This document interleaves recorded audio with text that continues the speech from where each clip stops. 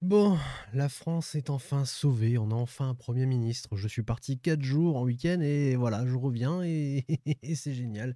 J'ai même pas le temps de monter mes vidéos que, eh bien, l'actualité va trop vite. Elle va beaucoup trop vite et elle nous dépasse tous.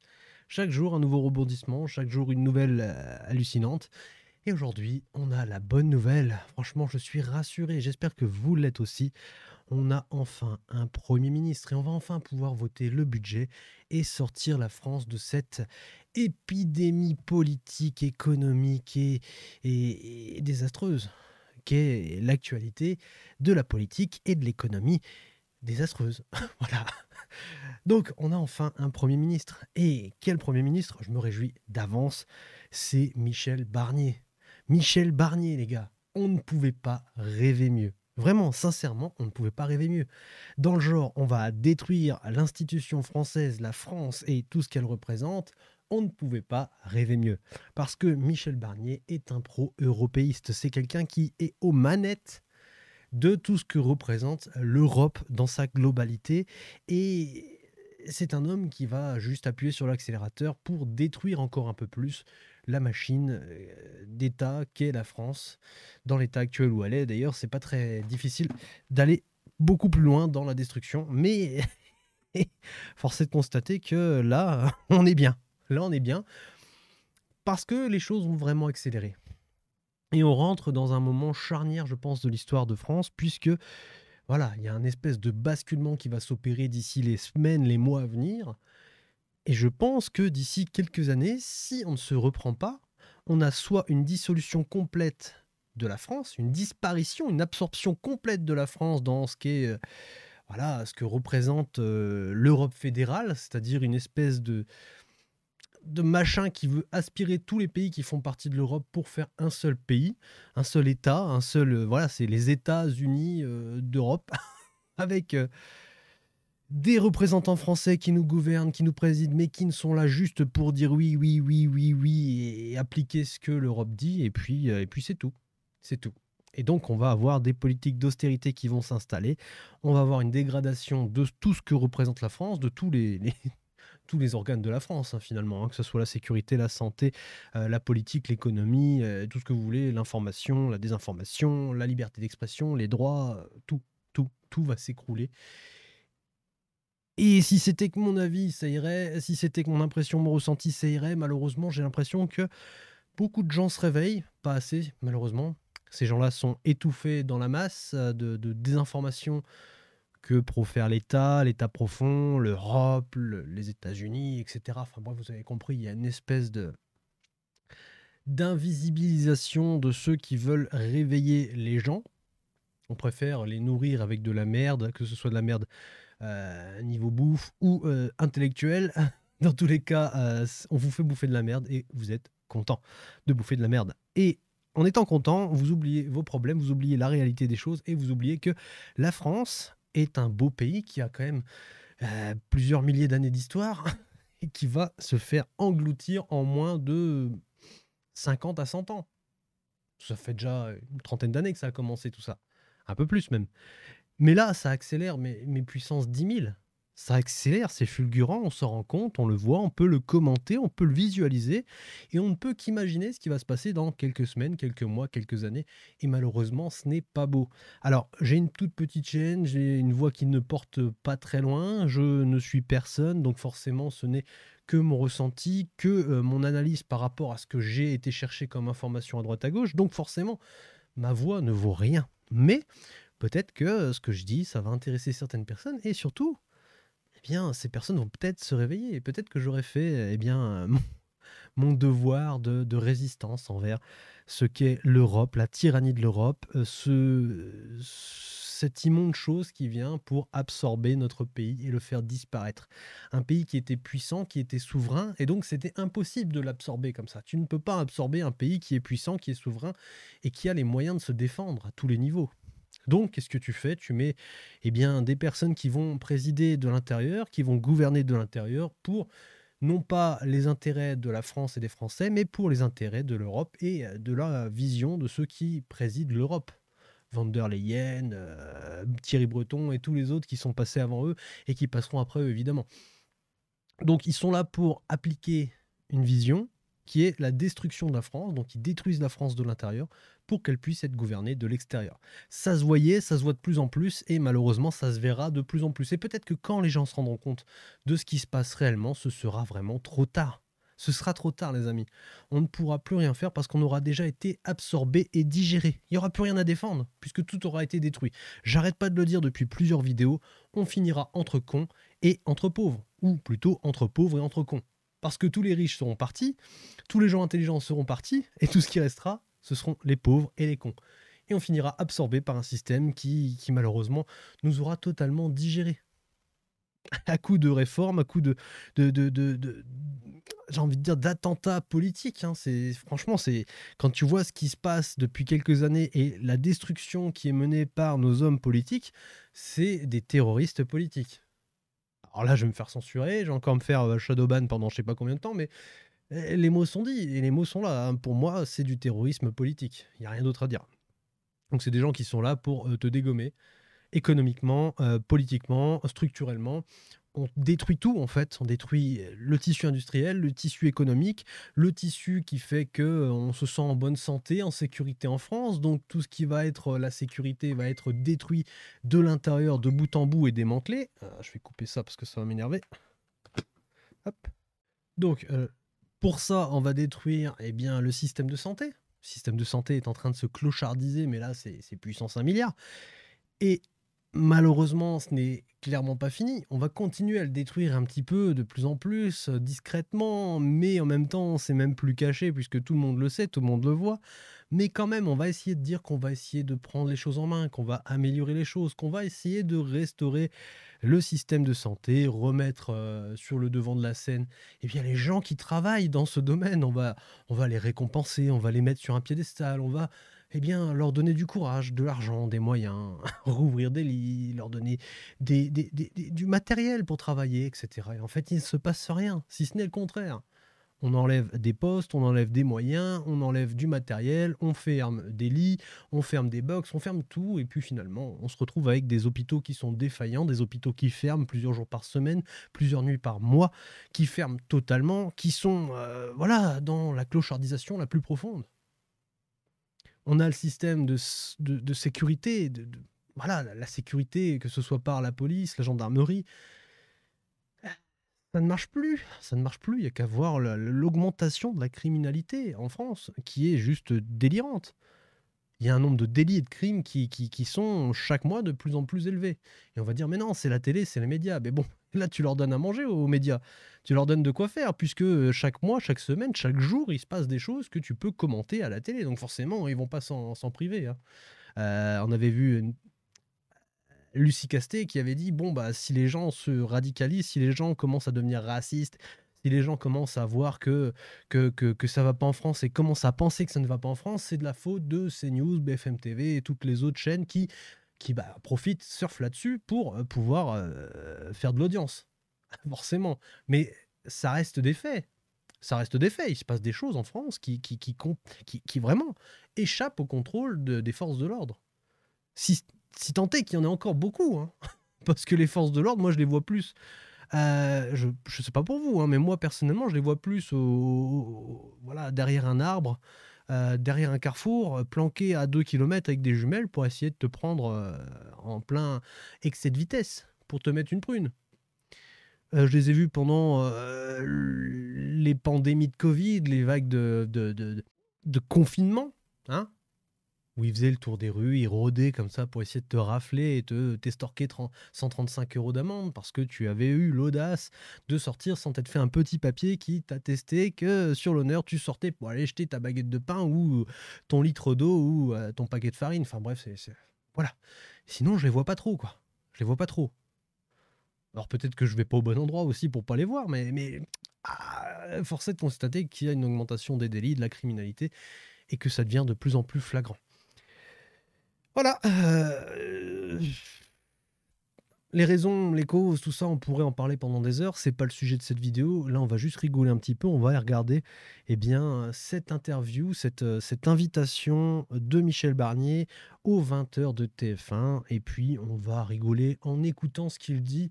Parce que c'est destiné à enfumer la plupart des pantouflards de France, c'est-à-dire tous les vieux qui sont derrière leur canapé et qui vont, eux, voter. C'est ça le vrai problème, c'est que nous, les jeunes et tout ça, on ne va plus voter parce qu'on a perdu cette confiance dans le système démocratique de vote, etc. Donc on ne va plus voter. Par contre, ceux qui vont voter, c'est ceux qui ont intérêt à ce que ça ne change pas. C'est ceux qui ont soit les moyens, de l'argent, des choses qui veulent protéger, ou tout simplement parce qu'ils sont idéologiquement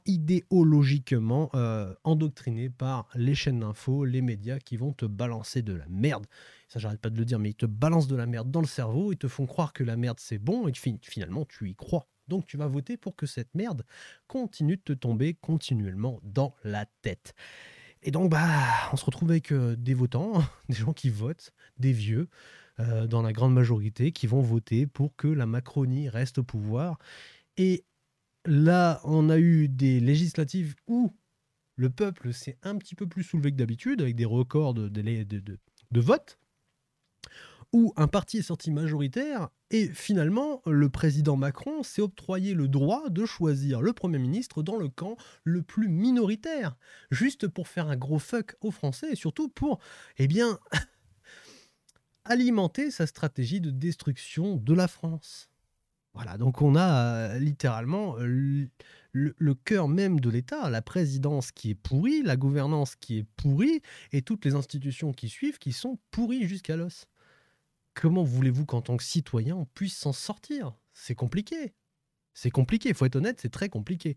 Et je pense que la seule solution, et je ne suis pas en train d'appeler à la révolte, j'ai pas envie d'avoir de problème, mais faites ce que vous voulez.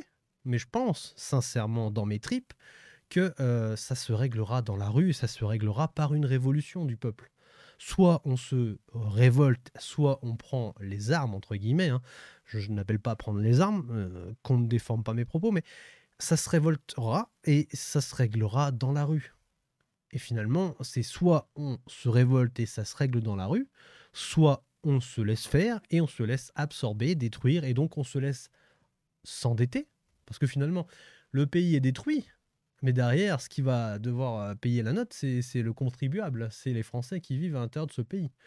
Donc, on a des gens qui se gavent sur nos pommes, qui détournent de l'argent à gogo, qui détruisent le pays dans tous les sens du terme, et qui, à la fin, vous adresseront la facture. Donc, ce sera à vous, citoyens, à moi, à vous, n'importe qui soit résident français, de nationalité française, qui vivent en France, qui travaillent en France, eh bien, ce sera à ces gens-là, à nous, de payer la facture. Et ces gens-là, là, qui auront profité, qui auront tout démantelé, eux, ils seront soit encore à la présidence, soit la gouvernance qui n'en sera plus, puisque déjà actuellement, c'est déjà le cas. En fait, l'Europe et les États-Unis vont ordonner des choses, la France va se coucher. Et donc, il y a déjà plus de souveraineté. Mais là, ça sera absolu. Il n'y en aura plus du tout, puisqu'on sera juste un organisme de quelque chose qui sera plus grand que nous, donc l'Europe. Voilà. On fera partie, on sera en fait une région de France, mais une région d'Europe. Et malheureusement, quand on va payer la facture, ça va faire mal. Donc, qu'est-ce que dit monsieur Michel Barnier après cette très longue introduction qui me vient des tripes? Eh bien, c'est ce qu'on va découvrir tout de suite, et ça se passait au journal de 20h à TF1. Michel Barnier, pardonnez-moi ma première question un peu directe, mais pourquoi vous, finalement, face à cette équation quasi impossible, qu'est-ce qui vous a convaincu que vous étiez capable de gouverner? Oui, pourquoi vous, monsieur Michel Barnier? Pourquoi vous vous sentez capable de gouverner? Vous pensez bien, Madame Coudray, qu'à l'âge qui est le mien, et je n'ai pas besoin qu'on me rappelle mon âge, je n'ai pas de plan de carrière. Il n'y a pas de plan de carrière, mais il se tient prêt forcément à répondre aux ordres de Madame van der Leyen, qui est à la tête, à la présidence de la Commission européenne. Donc forcément, si la Commission européenne ordonne à ses laquais d'attaquer la France, eh bien, ils attaquent avec la plus grande ferveur et la plus grande discrétion aussi, parce que vous allez voir, ce discours est juste... C'est une pépite, c'est une pépite. Et on verra dans quelques années, quand on aura les résultats de sa gouvernance et de la catastrophe qu'il aura causée, eh bien, on pourra rigoler en regardant cet extrait et en comparant ce qu'il a dit à ce qu'il a fait. Et je pense qu'on pourra faire un best-of des plus grosses conneries de Michel Barnier, de Macron et de toute la Macronie en général. Hein. Franchement, je pense que ça va être quelque chose. J'ai simplement un parcours assez long, toujours appuyé sur le suffrage des citoyens. Depuis assez longtemps, j'ai même été à une époque le plus jeune député de France, c'est un titre qu'on perd assez vite d'ailleurs. Oui, Attal, Macron, tout ça... Chaque année, on en a des plus en plus jeunes, hein. Bientôt, on va les prendre dans le berceau. Ils vont sortir de l'ENA et direct, bam! Allez, hop! Député, ministre, président et tout ce que tu veux. Petit tacle, à l'époque, ça se passait pas comme ça. À l'époque, on avait des gens qui avaient quand même, alors quel que soit le parcours de Michel Barnier, hein, là je parle de tous les politiques en général, on avait quand même des hommes politiques. On n'avait pas juste des gens qui étaient là pour faire du débat, pour faire de la com, et qui étaient là juste pour signer des décrets et s'en mettre plein les poches, littéralement. Alors peut-être qu'à l'époque, ils s'en mettaient plein les poches aussi, mais c'était sûrement plus discret, moins flagrant. Et surtout, je pense que c'était plus difficile qu'aujourd'hui. Aujourd'hui, bon, c'est open bar, hein. Franchement, c'est l'argent des Français dans leur poche. Les Français, c'est des vaches à lait. On va les traire jusqu'au bout et dès qu'il n'y aura plus rien, on bouffera la viande. Et même les os, on les fera bouillir. Et dans mon département de la Savoie, pendant 17 ans, j'ai eu l'honneur de le présider, en organisant d'ailleurs les Jeux Olympiques avec Jean-Claude Killy à l'époque, les Jeux d'hiver, et je veux saluer toutes les équipes qui réussissent avec Denis Estanguet les Jeux Olympiques et les Jeux Paralympiques en ce moment même. Oui, saluons les organisateurs des Jeux Olympiques et Paralympiques, puisque cet événement a permis à M. Macron et toute la Macronie de faire une trêve politique, une trêve qui a permis de gagner du temps, littéralement, hein. Le maître des horloges, c'est M. Macron. Il a utilisé cet événement pour ne pas être soumis à ses engagements qui étaient de choisir un Premier ministre et ensuite un gouvernement. Voilà, donc il a utilisé ce temps jusqu'à ce que ça devienne vraiment critique. Parce que, vous le savez, je pense que vous en entendez un petit peu parler, si vous êtes sur cette vidéo, vous n'êtes pas là par hasard. Le budget arrive. Il va falloir voter un budget. Et le problème, c'est que c'est un budget qui va être basé sur l'austérité. On va avoir sur 3 ans des budgets qui vont être de plus en plus austères, avec des coupes budgétaires qui vont être violentes. Et forcément, il va y avoir des gens qui vont prendre cher, des ministères qui vont prendre cher. Et on va avoir vraiment une politique d'austérité qui amène à faire 110 milliards d'économies sur 3 ans, hein. L'Union européenne, la Commission européenne, a demandé à l'Élysée, au chef d'État et tout ça, de mettre en place une politique budgétaire qui demande une coupe de 110 milliards d'euros. Ce qui est juste démentiel, 110 milliards d'euros. Enfin, je veux dire, ça se trouve pas sous le pied d'un cheval, 110 milliards d'euros, hein. On parle pas de millions, on parle pas de milliers, on parle de milliards. Donc c'est énorme. C'est un gouffre financier qui est absolu et ça va falloir le payer. Et donc forcément, si demain on dit aux Français, bon, on va couper là, et ça va râler. Et si par contre on leur laisse pas le choix, si on arrive à un moment charnière où on viole la LOLF, donc la loi organique, on viole la Constitution, bah, il y a un moment donné, il va quand même falloir que ça passe le budget, sinon on risque d'avoir un problème. On risque d'avoir les vannes qui vont se couper, on risque aussi d'avoir des attaques sur les marchés obligataires. On risque d'avoir plein d'événements qui vont devenir problématiques pour la France.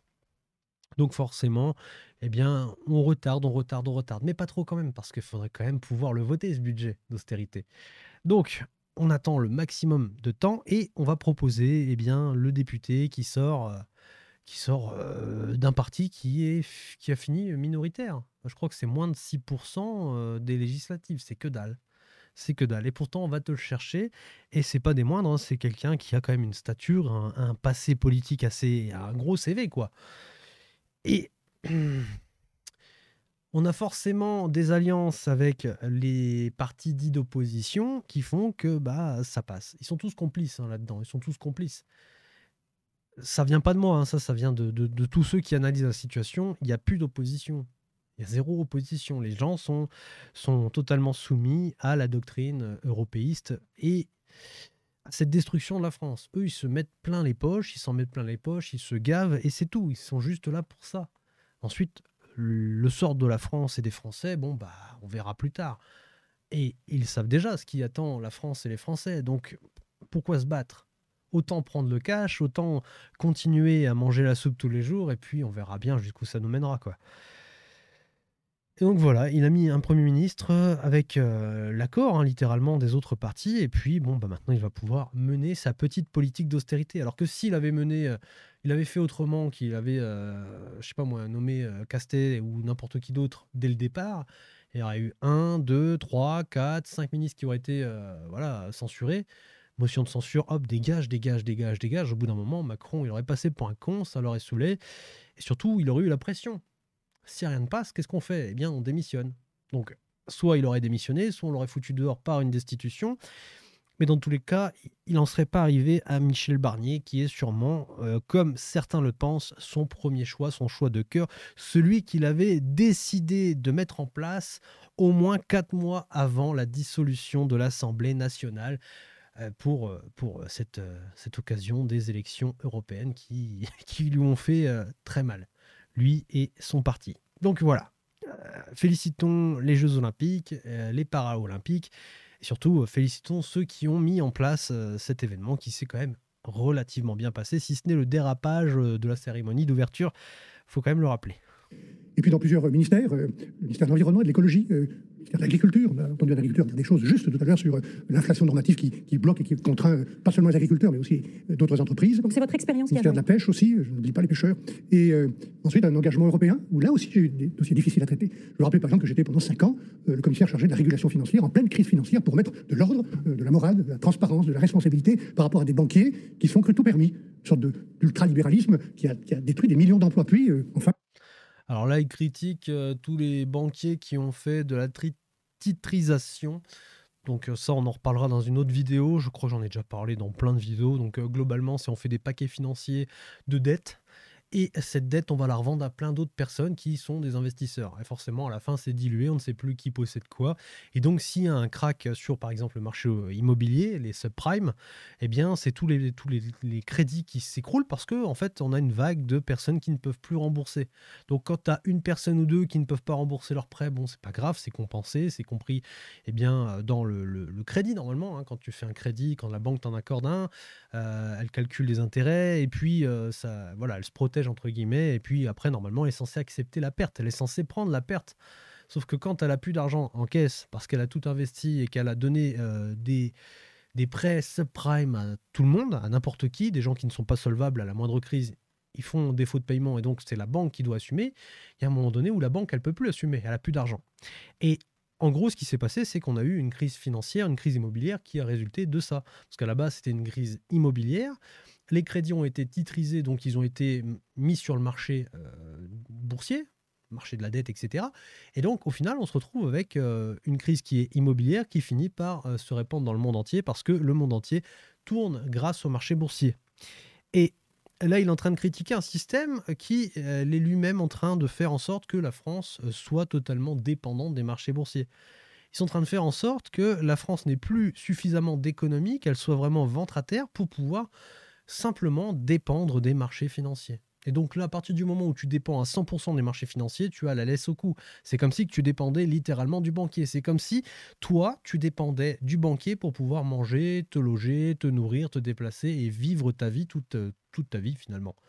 Si le banquier dit non, on ne te donne rien, eh ben, tu meurs.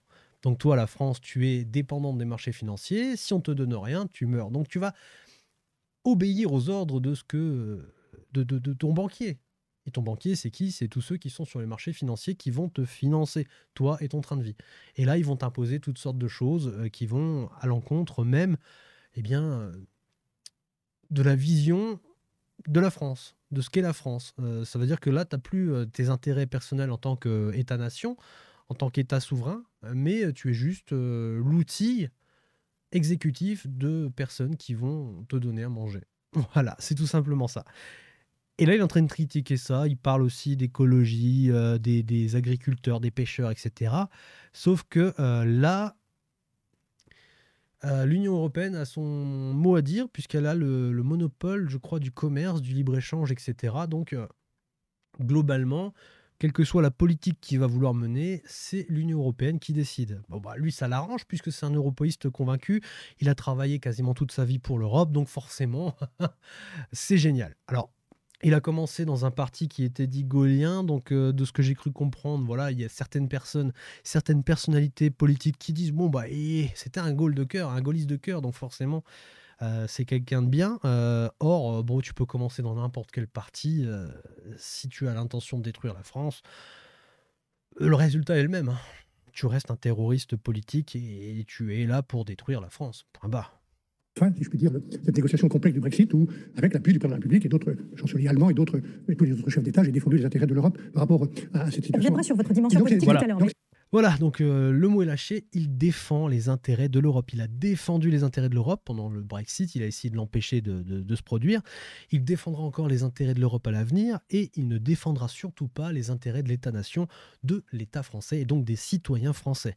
C'est un européiste convaincu, il va détruire la France avec l'appui du gouvernement et l'appui de la présidence. Donc c'est génial, on est bien. Hein, il parle du Brexit. On n'avait aucun intérêt à empêcher l'Angleterre de quitter l'Union européenne. Mais pourtant, eh bien, il s'est battu avec conviction pour essayer d'empêcher que ça se produise. Évidemment, hein, si on peut avoir le plus de monde possible dans notre État-nation, dans notre fédération européenne, ça serait génial. Hein, ça serait génial. Si on pouvait vraiment absorber le plus de pays possible, ça serait vraiment cool. Un outil de plus, bah, c'est un outil de plus. C'est le moyen de faire beaucoup plus de pognon sur leur dos. C'est tout cela qui fait, sans doute, je réponds à votre question, Mme Coudray, qui fait que le président de la République, regardant ce parcours, cette capacité de négocier, de mettre des gens ensemble, de les respecter, de les écouter, s'est dit que je pouvais être le Premier ministre de la France. Est-ce que vous avez hésité? Parce que c'est pas facile de savoir qu'on a une épée de Damoclès au-dessus de la tête en permanence. Vous êtes susceptible de vous faire renverser? Mais je sais que c'est difficile. Je pense qu'il n'en a strictement rien à foutre. Si c'est pas lui, ce sera un autre. Je pense qu'ils en ont et je pense qu'ils en ont vraiment dans le placard. Hein. Il y en a plein qui sont prêts à ressortir. Ils sont prêts à les mettre à la chaîne pour pouvoir essayer de nous déglinguer la tronche. Voilà, que ça soit lui ou un autre. Bon, lui, il a quand même un gros CV, il a l'expérience, ils n'arrêtent pas de le répéter et on ne peut pas lui retirer. Il a l'expérience dans l'art et la manière de détruire l'institution française. Donc, pourquoi pas lui, j'ai envie de te dire. Pourquoi pas lui. Après, bon, bah, est-ce qu'il avait peur ou pas? Je pense que de toute façon, il n'arrête pas de le dire. Hein. J'ai pas d'agenda politique, j'ai pas de prétention. Je suis là, je réponds aux ordres. Hein. Je réponds aux ordres. Je suis un bon toutou. Je sais que c'est difficile en raison de cette situation inédite au sein de l'Assemblée nationale. Je n'oublie pas le rôle du Sénat aussi, qui est très important. Je sais que c'est difficile, mais moi, je me suis toujours fait une certaine idée de mon pays et de la Le Sénat ou l'Assemblée nationale ne représentent plus rien à leurs yeux. Hein. Quel que soit ce qu'ils disent, ce qui se passe là-dedans, bah, on le voit bien. Hein. S'ils ont envie d'aller à l'encontre des discussions parlementaires, hein, on s'assoit bien dessus. On s'en balèque, en fait. On s'en balèque strictement. On fait ce qu'on veut, on l'a prouvé, on le prouvera encore. Hein. France. Je le dis avec beaucoup d'humilité. Et je pense que c'est le moment que chacun à sa place retrousse les manches. Et moi, je vais le faire. Justement, hier, vous avez d'abord parlé d'une rupture dans la méthode, vous avez parlé d'apaisement, d'écoute, de respect. Ça a clairement manqué ces dernières années. Oui, c'est pour ça qu'il a repris les mêmes conseillers, je crois, que Bruno Le Maire. Donc en fait, ils arrêtent, ils font des ruptures, ils cassent... ils cassent avec le passé en restant avec les mêmes outils et les mêmes personnes dans l'avenir. Donc finalement, c'est exactement la même continuité, la même politique qui s'engage, mais en plus violent, puisque maintenant, on a la présidence et le gouvernement qui sont dans le même bateau et qui vont aller dans la même direction.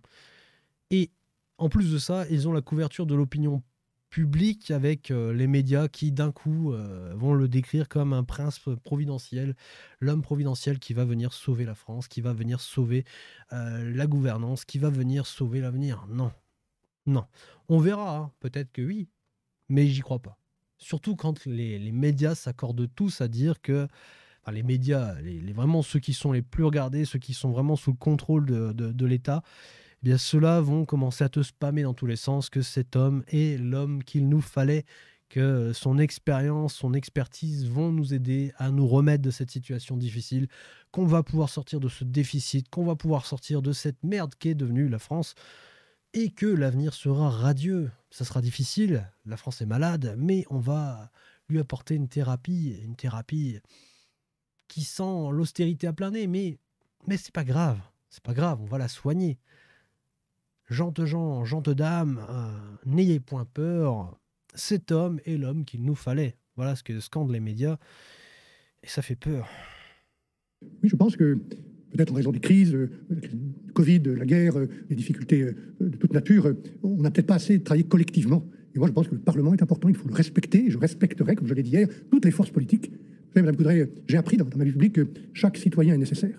Chaque citoyen est important, quel qu'il soit. Il doit être respecté, il a quelque chose à apporter. Les bonnes idées, elles ne viennent pas souvent et pas toujours d'en haut. On les trouve sur le terrain, à Marseille pour gérer le revenu minimum, ou à Valenciennes pour mieux gérer un hôpital tout en assurant des services publics. Il y a plein d'idées qui viennent des gens sur le terrain. Il faut les écouter. C'est Voilà. pas les gens du terrain. Il faut écouter les idées, après, évidemment, appliquer les solutions. Ça reste autre chose, hein, ça reste une autre chose. Hein, parce que là, forcément, ça demande de cracher un peu de moyens. Et L'austérité, c'est pas réputé pour lâcher les billets dans tous les sens. Non, non, non, non, non. Ou alors, c'est que ça nous rapporte quelque chose, nous, hommes d'État auto-élus. Parce que là, clairement, ils sont plus élus par le peuple, hein. Il n'y a plus de démocratie, hein. Ils s'auto-élisent entre eux. Donc forcément, nos limites, nos limites. Terrain que vous allez appeler pour former votre gouvernement, il y aura qui dans ce gouvernement? On sait que vous n'allez pas nous donner des noms ce soir, mais est-ce qu'il y aura des LR? Est-ce qu'il y aura des ministres sortants? Est-ce qu'il y aura des gens de gauche? Est-ce qu'il y aura des personnalités de la société civile? Ce ne sera pas seulement un gouvernement de droite, comme je l'entends dire ici ou là. Je n'ai pas besoin de rappeler d'où je viens. Moi, je viens du gaullisme social. Je suis un républicain, humaniste et fier de m'être engagé derrière le général de Gaulle très tôt. Je suis européen aussi, mais pas n'importe quelle Europe, une Europe utile et concrète. Donc, Utile et concrète, c'est-à-dire, tu transformes la France en un outil, je sais pas, une terre d'accueil pour la misère du monde, pour la dépravation LGBT et tout le bordel, pour la lobotomisation de tes citoyens français, je sais pas. Enfin, là, je parle de la France, mais si on n'était qu'un pays dans l'Europe, ça irait encore. Le problème, c'est que c'est 27 pays qui vont prendre cher. Je suis pas un spécialiste de l'Europe, mais il y aurait sûrement beaucoup à dire là-dessus. Je suis pas le mieux placé pour le faire, mais je pense que si on se lance là-dedans, on n'a pas fini. La vidéo va durer des heures. Donc, l'Europe utile. C'est utile à qui? L'Europe est utile à qui? Aux pays les plus pauvres qui font partie de l'Europe? C'est les plus pauvres qui profitent de la richesse des pays les plus puissants, entre guillemets, et qui finalement sont en train de le ronger jusqu'à l'os, jusqu'à ce qu'il ne reste rien. Une fois que ça sera digéré, absorbé, bah on sera tous entre pauvres et entre cons. Je suis désolé, j'arrête pas de le dire, mais c'est ça, l'Europe utile pour vous, messieurs. Moi, ça me fait peur. Ça me fait rôter même. Ça me dégoûte. Il y a des reflux dégueulasses qui sortent de mon corps tellement ça me ripelle. Enfin. Donc il y aura des gens de ma famille politique, il y aura naturellement des hommes et des femmes de bonne volonté qui appartiennent à la majorité sortante, et puis au-delà, Des peut-être des gens ministres qui sortants, même, vous l'envisagez? Peut-être, mais je ne vais pas aujourd'hui faire des Oui, allez, on récupère tous ceux qui sont démissionnaires. De toute façon, c'est des bons laquais, c'est des bons toutous, ils ont été utiles. Ah, puis après, bon, les gens les connaissent, c'est bon. Il y en a marre d'avoir des nouvelles figures politiques. Ils les connaissent, c'est bon, ils sont habitués. Allez, ils ont accepté jusque-là. Il n'y a aucune raison qu'ils n'acceptent plus, hein. casting, parce que ça Vous serait ne pas bien. l'interdisez pas? Je ne m'interdis pas de réunir autour de la même table des hommes et des femmes qui ont des compétences. Mais si vous me demandez Des quel est gens le de critère, oui, des gens de gauche. Il y a de bonnes idées partout, il faut aller les chercher partout. Et donc je disais hier dans mon intervention sur le perron de Matignon que j'ai appris, notamment par ma mère, qui était une militante chrétienne de gauche associative, que le sectarisme est une preuve de faiblesse. Je n'ai jamais été sectaire. Et donc je pense qu'il faut ouvrir la porte, et j'ai mes convictions. Et ta secte de l'Union Européenne, c'est quoi? On en parle? C'est pas une secte? C'est quoi alors? C'est quoi? C'est quoi si c'est pas une putain de secte? Je n'ai jamais été sectaire, donc il faut ouvrir la porte et ouvrir la table à tous ceux qui le voudront. Vous avez quand même face à vous une assemblée extrêmement diverse, fracturée, une majorité quasiment introuvable. Si vous êtes là ce soir face à nous, c'est aussi parce que le Rassemblement national a promis de ne pas vous censurer. En tout cas, pas tout de suite. On se doute que ça n'a pas été gratuit. Ça n'a pas été gratuit, non, il les laisse faire, ces points barres. Quelle garantie a obtenu Marine Le Pen? Une loi sur la proportionnelle? Je n'ai pas eu de discussion avec Mme Le Pen. Je la rencontrerai, je la verrai, je la respecte. Il va falloir faire des concessions. Mais excusez-moi, je vous ai dit d'où je venais, et je n'ai rien de commun, ou pas grand-chose de commun avec les thèses ou les idéologies du Rassemblement national. Je respecte. Il y a près de 11 millions de Français, 11 millions de Français qui ont voté pour le Rassemblement national. Leur voix compte. Comme si la voix de ces 11 millions de Français comptait, t'aurais envoyé Macron se faire foutre littéralement. T'aurais dit ouais, mais respecte un peu la voix du peuple. Démissionne, mon grand, prends tes responsabilités et casse-toi, monsieur le gaulliste là, monsieur le gaulliste convaincu du PS là. C'est juste du foutage de gueule. Quand t'écoutes, quand tu remets tout dans l'ordre, c'est du foutage de gueule. C'est du en même temps, voilà, c'est à la Macron. C'est je pense quelque chose et en même temps j'ai une double pensée. Et c'est marrant, ça me ramène toujours à ce livre que j'ai lu récemment, qui est 1984, qui est un livre justement sur la double pensée, sur le pouvoir qu'un État peut essayer enfin, qu'un État peut s'approprier, et à quel point un État peut mettre en œuvre des mesures qui sont lunaires pour conserver ce pouvoir. Et ils ne sont même plus là, au bout d'un moment, pour l'argent, pour le bien-être, pour la qualité de vie, pour tout ce que tu veux. Non, ils sont au pouvoir pour avoir plus et toujours plus de pouvoir. Et cette double pensée, lisez ce livre, vous allez voir, elle est constante dans le livre. Et finalement, c'est exactement ça, hein. C'est, bon, moi je suis un gaulliste convaincu, de cœur et cetera, mais en même temps, voilà, j'ai accepté, de travailler pour quelqu'un qui est l'antithèse du gaullisme, qui est complètement à l'opposé. Quelqu'un qui ne respecte rien du tout, qui ne respecte pas la voix du peuple, qui ne respecte pas les institutions, qui ne respecte pas, la constitution, enfin ou alors qui s'arrange pour faire en sorte que la Constitution devienne un outil qui lui permette d'avoir tous les droits, la légitimité possible pour accomplir son œuvre. Qu'est-ce qu'il me raconte, quoi? Qu'est-ce qu'il me dit? Non mais attendez, on va juste retourner écouter ça, c'est juste complètement dingue. Il y a près de 11 millions de Français. 11 millions de Français qui ont voté pour le Rassemblement national. Leur voix compte, comme celle de ceux qui ont voté pour le Nouveau Front populaire. Et puis, Donc, Rassemblement national, Nouveau Front populaire, on s'en bat les steaks. Littéralement, on s'en bat les steaks. Vous pouvez sortir majoritaire, nous, on fait ce qu'on veut. Et moi, Premier ministre, j'accepte de travailler pour quelqu'un qui accepte de se torcher le fiac, hein, littéralement, avec la voix du peuple. Quel que soit ce que le peuple a décidé. Si le peuple veut une autre politique, tu changes de politique et tu changes surtout de présidence, de gouvernance. Voilà, normalement, le président aurait dû se casser avec la déculottée qui s'est pris aux européennes et ensuite aux législatives. Casse-toi, mon gars, casse-toi, tu n'es plus légitime. Et le type reste accroché à sa branche de pouvoir jusqu'à la fin. Et lui, il accepte en disant, bon, toutes les voix comptent, voilà, 11 millions, nanani, nanana. Et puis voilà, on va les écouter, ces gens-là, on va les écouter. Mais en fait, on se torche les fesses avec, littéralement, clairement, hein.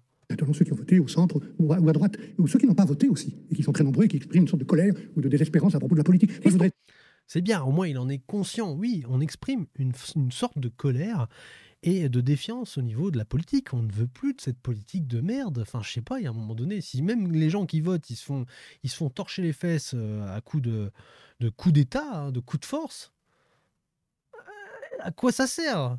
À quoi ça sert d'aller voter? Il n'y a plus de démocratie, là. On est dans une dictature autoproclamée, proclamée, putain, ouais, on va procramer, oui, on va tout cramer. Et ils ont tout cramé, les mecs. Ils sont en train de cramer la France, ils crament toutes les institutions, ils crament tous les organes vitaux de la France, ils sont en train de les cramer au napalm et au vitriol, hein. Ils sont en train de tout dissoudre, tout détruire. Donc, ouais, lapsus révélateur. Je sais pas, mais c'est plus de la démocratie, c'est voilà, c'est de la dictature avec des gens qui s'autoproclament au pouvoir et qui s'élisent entre eux, hein, finalement, avec des tours de passe-passe, des alliances qui sortent ni d'Adam ni d'Ève, des accords qui se font entre eux pendant sûrement des petits repas en catimini, etc. Enfin bref, ce qu'on voit, c'est délirant. C'est délirant. Moi, ça me dépasse, hein. Je ne suis pas un commentateur politique à la base. À la limite, j'ai jamais fait vraiment de politique, mais quand je vois ça, comment tu veux rester stoïque? Forcément que les gens, ils veulent plus aller voter quand ils voient ça. Ils ont juste envie de vous foutre la gueule en l'air. Mais qu'est-ce qui se passe quand ils sortent dans la rue? Ils se font piétiner la tronche par la botte répressive de l'État. Hein, on va dans une manifestation, même pacifique, on arrive encore à se prendre des tirs de flashball, on arrive à se prendre des grenades lacrymo, on arrive à se prendre des coups de matraque ou littéralement se faire matraquer la tronche à coups de poing, de pied par les flics. Coups de bouclier, tout ce que tu veux, quoi. Ah, et ça, je pourrais en mettre pendant des heures, hein. Il y en a hein, sur YouTube de la vidéo où justement tu as des journalistes qui filment les flics se défouler littéralement sur des gens qui n'ont rien demandé. Alors certes, il y a certains... Il y a des gens qui cherchent aussi, hein. Il y a des jets de caillasse, il y a des jets de pavés, etc. Il y a des attaques contre la police, il n'y a pas de problème. Enfin, il y a un problème dans le sens où, bah, voilà, il y a de la violence. Mais ce que je veux dire, c'est que d'un côté, il y a de la violence des deux côtés, et il y a aussi des gens qui sont pacifiques, qui vont se prendre des raclées pas possibles juste parce qu'ils ont osé manifester leur point de vue. Ils ont osé sortir et se rejoindre pour manifester contre le pouvoir et les décisions qui ont été prises par le dit pouvoir. Voilà. Comment veux-tu qu'on s'en sorte? Si même la voie légale, démocratique ne fonctionne plus. Le seul moyen qu'il va rester, c'est encore une fois la révolution. C'est les gens qui vont sortir, mais pas pour aller manifester. Ils vont aller dans la rue pour casser des choses. Et ce ne sera pas que des petites boutiques, je vous le dis. Il va y avoir des morts, il va y avoir des litres de sang qui vont couler le long des trottoirs. Ça va être violent. Alors, on va se retrouver comme en Chine où la police va littéralement se retrouver à tirer sur les manifestants à balles réelles parce que ça les dépassera. Ça les dépassera. Et puis, si les citoyens se mettent à prendre les armes, alors là, c'est un bain de sang citoyen. Là, je pars loin. Mais est-ce qu'on en est loin? Je ne sais pas. Peut-être que d'ici quelques mois, on commentera ce genre de fait. Parce que des politiques de merde ont été appliquées depuis des décennies par des gens, des traîtres à la nation, des traîtres. Quand tu le vois là avec sa main sur le cœur, il devrait être au bout d'une corde, lui et ses compères. Alors là, encore une fois, je risque de me faire censurer, je risque même des sanctions pour avoir proféré ce genre de choses. Mais c'est pas moi qui le dis. Enfin, je veux dire, il y a des pays, d'accord, qui sont démocratiques, qui sont en démocratie, hein, voilà, où, pour moins que ça, ils se seraient retrouvés au bout d'une corde en train de pendre les chevilles à l'air, quoi. Et c'est pas moi qui le dis, hein, c'est pas moi qui le dis. C'est juste une vérité. Et alors, ces messieurs-là, ils sont pas contents quand tu dis des vérités, donc forcément, ils essaient de te censurer. On le voit actuellement avec la vague de censure incroyable qui s'abat dans le monde entier.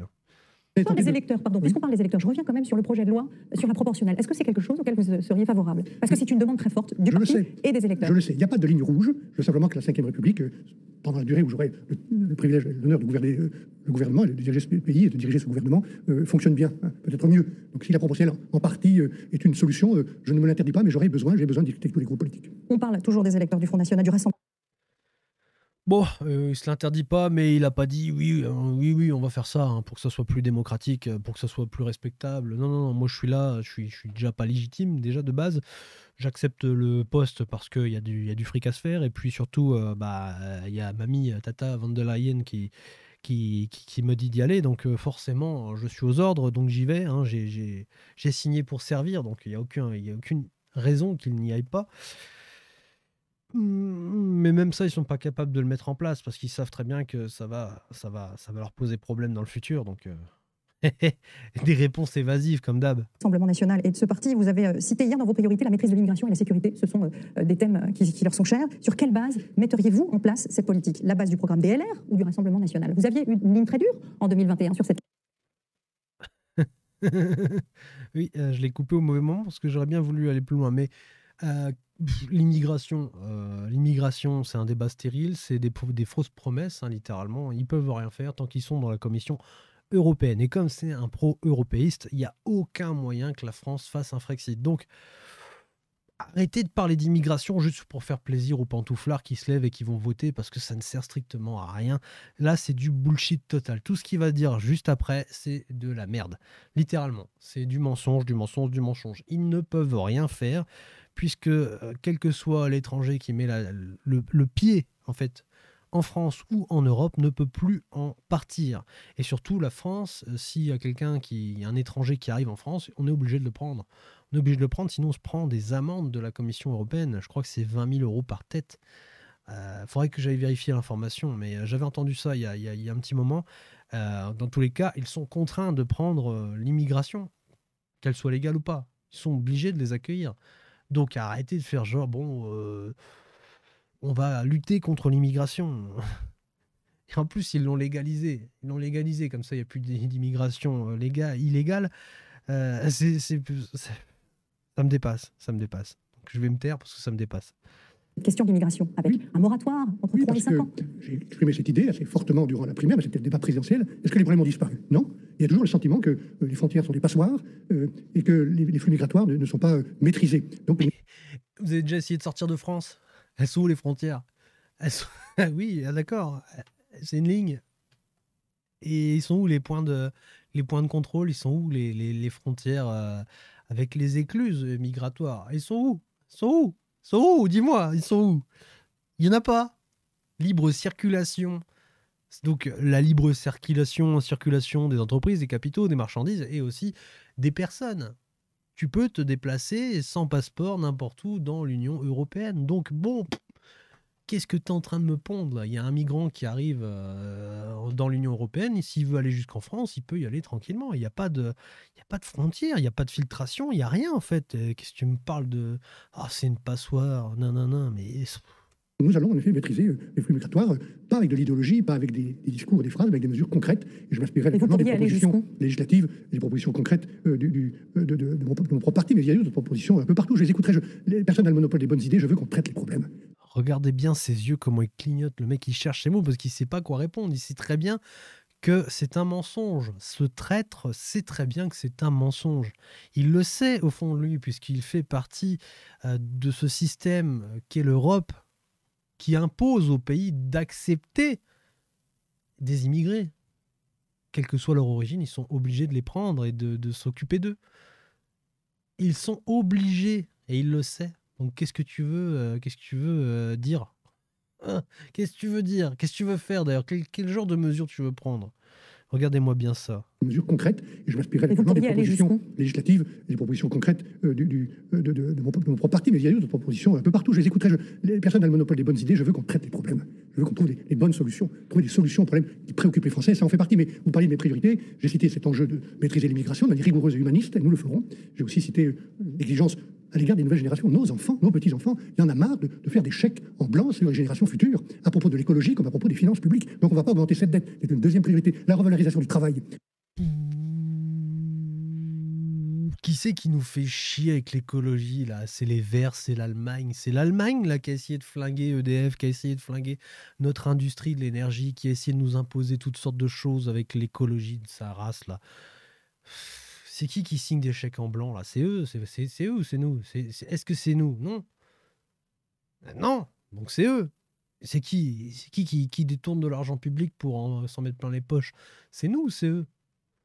Enfin, il y a un moment donné, j'en ai marre de signer des chèques en blanc. Non, ils sont pas en blanc, mon gars. Tu prends de l'argent public, qui est de l'argent qu'on a versé de nos poches. Enfin, versé, tu nous l'as pris, littéralement, tu es venu te servir dans nos poches. Donc tu l'as pris cet argent, puis tu l'as ensuite jeté à droite à gauche, comme ça, dans des projets écologiques. Cet argent, nous déjà on le reverra plus. C'est de l'argent qui n'est pas investi dans des choses qui sont vecteurs de création de richesse. Donc déjà, c'est de l'argent qui est perdu, littéralement. Puis ensuite, l'argent que tu vas emprunter sur les marchés boursiers pour financer ce genre de conneries, c'est encore une fois dans nos poches que tu vas te servir pour les rembourser, espèce d'enfoiré. Sans déconner, mais... Le mérite sur le terrain, les bas salaires, voilà une troisième priorité. Et puis les services publics, naturellement, qui sont aussi avec un besoin immense dans les quartiers urbains, mais dans les campagnes aussi. Je pense aux déserts médicaux, je pense naturellement à la santé et je pense aussi au logement. Un mot des éléments. J'ai très hâte de voir les mesures concrètes qu'il va prendre pour régler ces problèmes. Sincèrement, j'espère me tromper sur la politique d'austérité, mais à force est de constater que quand tu regardes les chiffres, tous les indicateurs sont rouges. Je vois pas, en fait... Limite, t'es obligé d'accepter cette politique d'austérité, c'est critiquable, mais t'es limite obligé tellement ils ont mis le pays au pied du mur. Et les mecs sont encore en train de te vendre des fausses promesses. Au lieu d'assumer clairement qu'ils ont fait de la merde, qu'il y a eu un dérapage, qu'ils ont niqué le pays. Parce que là, ils le disent jamais que le pays est en faillite. Ils le disent jamais que le pays est mort. Et que l'avenir du pays, c'est d'être dissous et d'être contrôlé par la Commission européenne, par von der Leyen, par la FMI, par la BCE, etc. Ils ne le disent pas que c'est déjà la Troïka en France. Ils ne le disent pas que la France, c'est la Grèce. Ils ne le disent pas que la France, c'est la Libye, le Liban, pardon, le Liban. Ils ne le disent pas tout ça. Ils ne le disent pas que c'est aussi... Voilà. Ils ne disent pas que la France, c'est Chypre 2.0. Ils ne disent pas qu'on va tous se faire tondre gratuitement.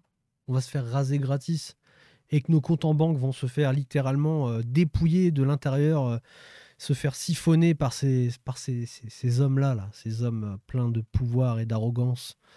Ils ne disent pas tout ça. Non, évidemment. Électeurs de gauche qui avaient une très forte demande sur l'abrogation de la loi sur les retraites, la réforme sur les retraites. Est-ce que vous allez toucher à cette réforme ou pas? La réforme des retraites, ils n'y toucheront pas puisqu'il est, encore une fois, pro-européiste. Pro-Europe. Qui a demandé à la France d'imposer une réforme structurelle de la retraite? Eh bien, c'est l'Europe. Et c'est toujours l'Europe, en fait. Il faut une réforme du chômage, on en fait une. Il faut une réforme de la retraite, on en fait une. Il faut une réforme sur le libre-échange je sais pas moi, des matières premières, on en fait une, etc., etc., etc. D'ailleurs, il y en a une qui va passer dans pas longtemps, qui va être une catastrophe, qui va nous mettre ventre à terre. On en parlera dans une autre vidéo, mais globalement, voilà, encore une fois, la France est vendue, quoi. La France est vendue au rabais et on est en train de détruire les seuls organes de production qui restent et qui fonctionnent encore jusqu'à ce qu'ils ne fonctionnent plus. Et bientôt, on va se retrouver à dépendre des autres pays, ne serait-ce que pour manger. Et qu'est-ce que tu me parles de réforme d'or? Mais leurs questions au prompteur, juste pour faire plaisir à l'audimat, juste pour faire plaisir aux électeurs de ces gens-là, hein, parce que clairement, elles posent des questions qui sont dirigées, ils ont déjà les réponses de préparer. Peut-être qu'ils en mettent une ou deux, histoire de faire un peu de buzz, un peu de taquet, mais globalement, c'est déjà préparé, ce genre d'interview. Et est-ce que la réforme des retraites, vous allez y revenir dessus? Oh, bon, on va essayer d'améliorer les choses, on va essayer de faire ci, on va essayer de faire ça, mais non. Mais non. Mais non. Ils l'ont déjà imposé, ils vont pas revenir dessus, les gars. Je m'exprimerai devant l'Assemblée nationale et aussi au Sénat dans les prochaines semaines sur ce sujet qui est très grave. On ne va pas tout remettre en cause. Cette loi a été votée dans des conditions très difficiles. Elle a exigé des débats. Est-ce que c'est celle que je... Ça a été voté dans des conditions très difficiles. Mais les gars, vous ne l'avez pas voté, vous l'avez imposé. Le vote, il était clairement non, on n'en veut pas de votre chiasse. Les gens étaient dans la rue pour voter. Hein. Clairement, ils allaient se prendre des coups de matraque. Hein. Un coup de matraque égale un vote, hein, égale un non. Je sais pas, il y a un moment donné, stop quoi. Ça a été voté dans des conditions extrêmement difficiles. Mais tiens, je bois à sa santé parce que là, c'est... Ah, bon, franchement, non mais, attendez, on va aller faire un truc, on va aller voir dans quelles conditions ça a été voté. Après tout, peut-être qu'il a raison. Peut-être que ma mémoire est très mauvaise. Peut-être qu'on a été... Voilà, attends, on va aller voir. Bon voilà, j'ai trouvé sur la chaîne LCP Assemblée Nationale un extrait de comment se sont déroulés les votes difficiles de la réforme des retraites, comment ça a été accepté. Donc le Premier ministre a dit, bon, ça a été accepté même si c'était des votes très difficiles, eh bien on va aller vérifier ça tout de suite. Juste avant, je vois que j'ai fait un arrêt sur image sur Brune Pivet, qui était déjà présidente de l'Assemblée nationale à cette époque, et qui l'est encore malheureusement. Hein, rappelez-vous, il y a eu dissolution de l'Assemblée nationale, des votes pour pouvoir reformer une Assemblée nationale, et c'était pas magique. Hein, on a eu du bourrage papier, on a eu du bourrage d'urne, c'est-à-dire qu'il y a eu plus de voix que de votants. Hein, en France, normalement, on ne fait pas ça. Encore moins quand on est à la tête d'un pays et qu'on représente le pouvoir. Mais non. On sait exactement combien de personnes vont voter et on fait encore du bourrage papier, du bourrage d'urne. Voilà. Ça représente bien à quel niveau de pourriture est notre cher pays. Parce que la corruption et la pourriture est à tous les étages. Et malheureusement, ça fait peur de voir que même dans l'Assemblée nationale, on arrive à faire du bourrage papier et de la triche. C'est génial parce que finalement, c'est toujours la même qui préside l'Assemblée nationale. Mais passons ce fait historique qui nous rappelle que la France passe aux yeux du monde pour un pays de blaireaux. Littéralement. Regardons comment ce vote purement démocratique s'est passé dans l'Assemblée nationale pour faire accepter la réforme des retraites. Un vote très difficile, vous allez voir. C'était quelque chose.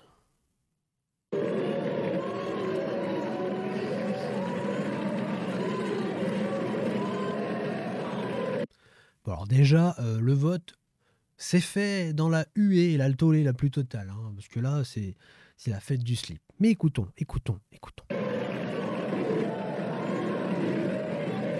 Madame la présidente de la Commission des affaires sociales, Madame la rapporteure générale, Mesdames et Messieurs les rapporteurs, Mesdames et Messieurs les députés, en engageant la responsabilité de son gouvernement le 15 novembre 1990, lors du débat sur la création de la contribution sociale généralisée, Michel Rocard avait eu ces mots. Dans un scrutin où chacun voterait selon sa conscience, permettez-moi de dire que je suis sûr que ces dispositions réuniraient une majorité, peut-être même une large majorité. Ces mots, aujourd'hui, je les fais miens, et j'ajoute que si chacun votait selon sa conscience et en cohérence avec ses prises de position passées, nous n'en serions pas là cet après-midi.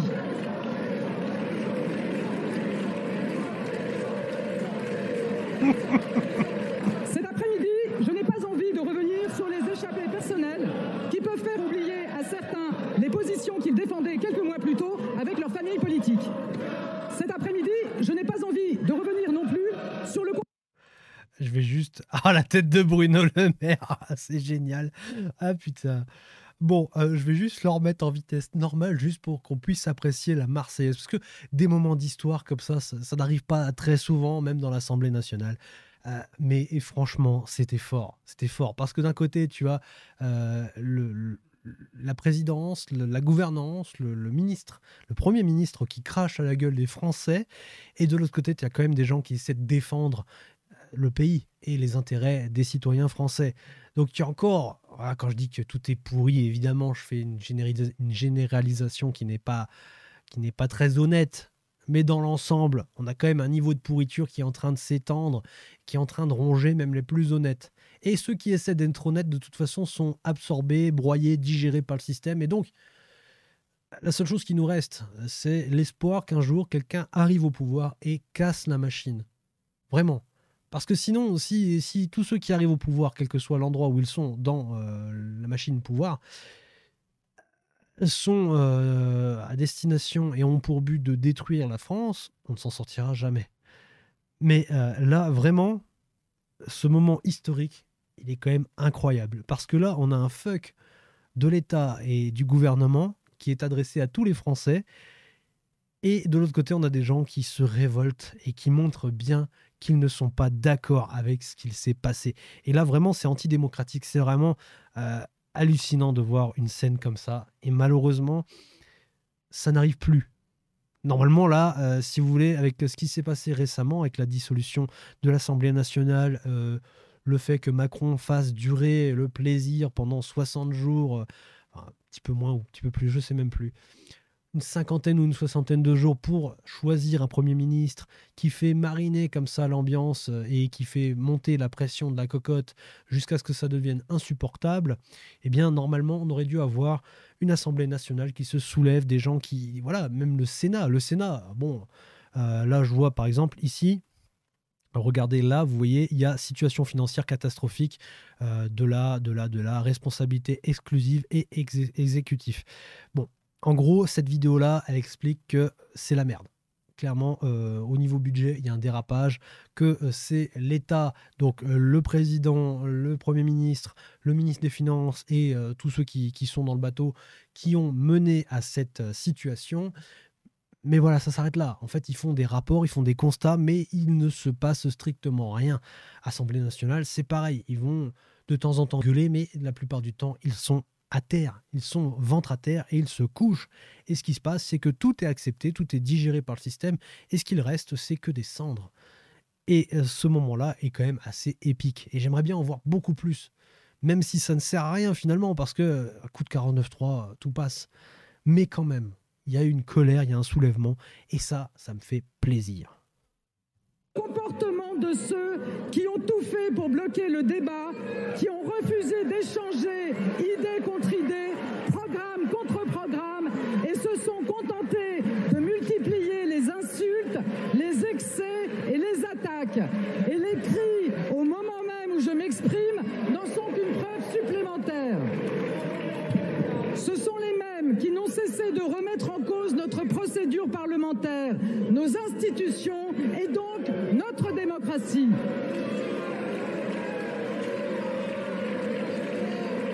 S'il vous plaît, quoi. Non, mais l'autre, elle est là, c'est notre démocratie. Mais il n'y a plus de démocratie. Il n'y a plus de respect de la démocratie.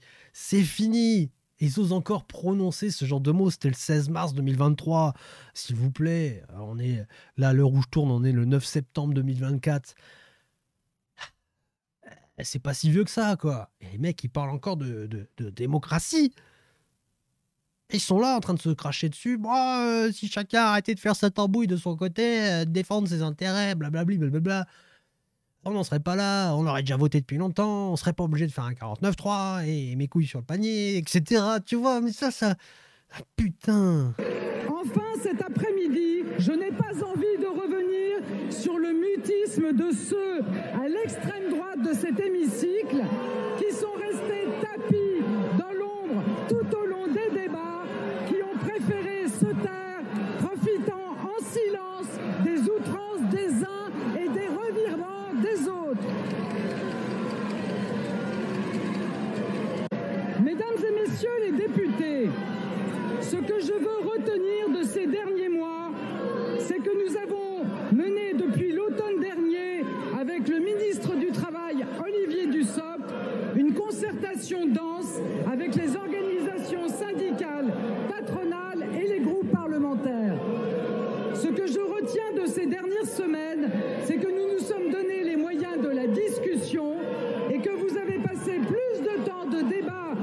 cette réforme des retraites que sur chacune des deux précédentes.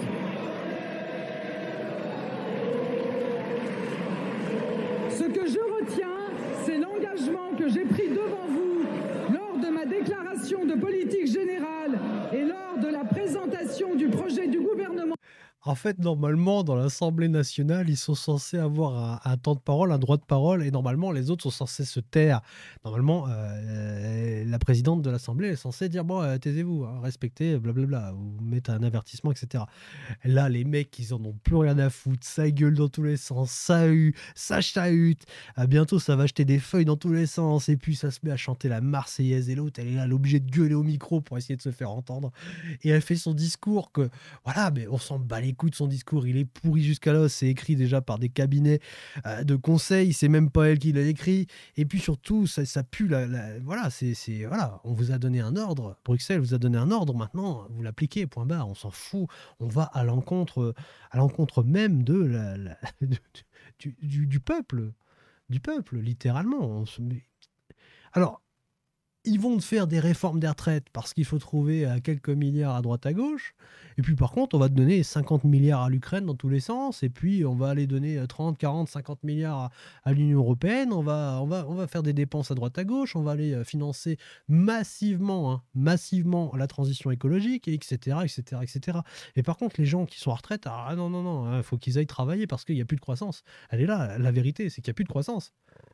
Donc, hop, au turbin, les gars. Au turbin, déjà, ça fera des gens en moins à payer, et puis ça fera des gens qui créeront artificiellement un petit peu de valeur, un petit peu d'argent qu'on pourra se remettre dans les poches. Voilà, c'est ça, hein, mais clairement... Bon, moi, tout ça, je ne l'ai pas suivi en direct. Hein. Clairement, là, je le découvre, ça. Je le découvre, je suis honnête avec vous. Je le découvre, pourquoi ? Bien parce que j'ai jamais cru en la retraite. Pour moi, c'est un système qui va disparaître, et donc... C'est un peu le but de cette chaîne à l'origine, c'est de se créer sa propre retraite, d'investir et de se créer son propre financement futur. Et de ne pas dépendre d'un État, d'un gouvernement ou des décisions politiques qui amèneraient à l'arrêt peut-être total un jour du système des retraites par répartition. Moi, je suis plus dans la capitalisation, c'est-à-dire que tu vas investir et puis c'est le fruit de tes investissements qui va te permettre d'entretenir ton futur niveau de vie quand tu seras à l'âge de partir en retraite. Donc moi, ça, je ne l'ai pas suivi. Mais quand je vois ça, c'est juste exceptionnel. Enfin, moi, ça me fait délirer, quoi.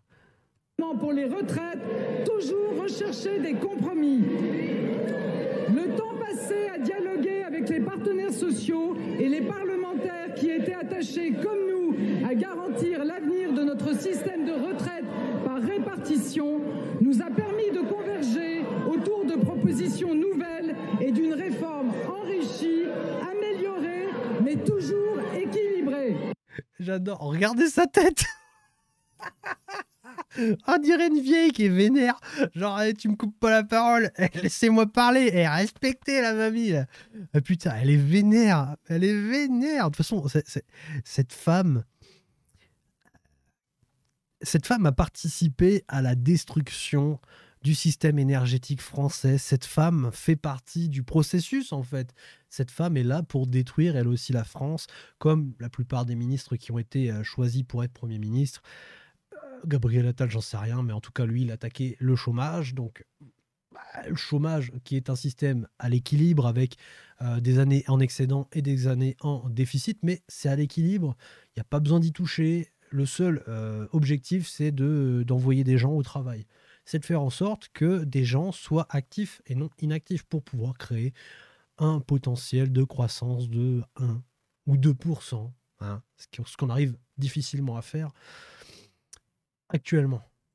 Donc en gros, c'est de la réforme, c'est de la restructuration et vas-y. Et on détruit le social. Alors moi, j'ai rien contre le social. Je sais que ça coûte un pognon de dingue. Je sais que c'est au cœur du problème de la France, mais je sais aussi que c'est pas le seul. J'arrête pas, des fois, j'en parle, hein, vraiment, je dis, bon, faudrait peut-être arrêter d'être autant généreux avec les gens et commencer à remettre l'honneur sur l'entrepreneuriat, sur l'entreprise, sur la création de richesse et de valeur. Mais derrière ça, si c'est bien fait, Normalement, il y a de la place pour tout le monde. Il y a de la place pour la création de valeur et il y a de la place pour le social. Or là, on a destruction de création de valeur, on détruit les entreprises, on détruit ceux qui créent de la valeur. Ensuite, on redistribue massivement aux gens qui ne font rien, qui ne créent pas de valeur. Et en fait, on entretient un système qui s'auto-appauvrit. Et évidemment, ça fait partie du projet de détruire la France. Donc, on continue et on augmente même encore les prestations en faisant rentrer de l'immigration et en donnant de l'argent comme ça à des gens qui sont improductifs. Alors après, je ne suis pas en train de parler des gens qui viennent dans le pays pour travailler. Je parle bien des gens qui viennent et qui finissent par faire des ghettos et qui finissent par ne jamais travailler, qui ne respectent rien, etc. Bref, typiquement les cas qu'on peut voir sur CNews, etc. hein. Qu'est-ce que j'y peux, moi? J'y peux rien, c'est pas moi qui les invite. Après, s'ils sont là, bon bah aidons-les. Ils sont là, après tout, maintenant c'est fini. Mais derrière ça, ça crée ce genre de situation. Un auto-appauvrissement, une auto-dégradation du pays. Et à un moment donné, si on ne sait pas dire stop et qu'on ne sait pas remettre les choses là où elles doivent être, ça pose un problème. Ces gens-là, de toute façon, sont là pour détruire le pays. Elle était là. Montebourg le dit lui-même dans une audition. Une audition je crois, du Sénat ou de l'Assemblée nationale sur une enquête sur la souveraineté, sur la perte de souveraineté et d'indépendance financière de la France. Et justement, il explique qu'un jour, elle est venue dans son bureau, il y avait Ségolène Royal, si je ne dis pas de bêtises, elle est venue dans son bureau avec une liste de 24 ou de 26 réacteurs nucléaires à fermer. Elle avait déterminé quels étaient les noms les sites à fermer. Et c'est lui, Montebourg, qui a dit non, c'est hors de question, vous ne mettez pas les noms des centrales à fermer. Au final, ils ont réussi à faire en sorte que ça dégage, mais il restait toujours 24 réacteurs nucléaires en suspens à fermer. Il fallait trouver des noms. Et elle est arrivée avec sa liste de noms, bon, on va fermer celui-là, arbitrairement, hein, sans se soucier de si ça fonctionnait ou pas. Tout ça parce que ça fait partie du programme de destruction de la France. Elle y participe aussi. Il y a eu une réunion interministérielle où la directrice de cabinet de Ségolène Royal est arrivée avec une liste de réacteurs à fermer. Les fameux 24 qui commençaient. C'était Madame Elisabeth Borne. Je tiens à le dire quand même, parce que, si vous voulez, cette affaire, elle a eu une suite. Et j'ai appelé moi-même Madame Royal en disant, il est hors de question qu'on désigne dans la loi, sur les arbitrages interministériels, les réacteurs qui vont être des martyrs. Ça n'aura pas lieu, je ne serai pas là pour faire ça. Il n'y aura pas mon contre ça. Vous voyez jusqu'où c'est allé. Et elle a convaincu sa directrice de cabinet, je crois qu'elle l'a dit d'ailleurs dans son audition, sa directrice de cabinet qu'il ne fallait surtout pas mettre les noms. Mais enfin, les chiffres sont restés là, ils sont restés dans l'air. Vous voyez? Donc, je vous dis ça parce que les promesses politiques dans les programmes politiques, il ne faut pas s'étonner si, quand ils sont approuvés, on les met en œuvre après. Donc mieux vaut faire attention quand on fait les programmes. Je dis ça pour quelques personnes qui seraient attentives. Voilà. Et c'est incroyable de voir des personnes comme ça, genre là, elle est vénère parce qu'elle ne peut pas faire son travail correctement, quoi. Elle ne peut pas détruire la France dans le respect le plus total. Et il y a des gens qui s'y opposent. Et regardez-moi cette tête. Ah, putain, mais t'as envie de faire de la violence sur femme âgée, là. Je suis désolé. T'as envie de lui dire, bah toi, la violence qu'on va te faire, c'est on t'enlève tous tes biens, on t'enlève ton argent, hein, comme ils savent le faire. Après tout, ils savent geler des avoirs russes. Ils vont même se les accaparer. Donc ils prennent des biens d'autrui, hein, que ce soit russe ou n'importe qui. Enfin, je veux dire, tu n'as pas le droit normalement, mais eux, ils y arrivent, ils s'octroient ce droit. Donc faisons pareil, gelons les avoirs et tous les actifs de cette personne. Retirons-lui l'argent public qui la gave chaque mois, parce que c'est sur notre dos, en plus, c'est sur notre dos que cette personne, elle vit. Retirons-lui tous ses avantages et disons-lui, et faisons en sorte que cette personne aille vraiment gagner sa vie par ses propres moyens, ses petites mains.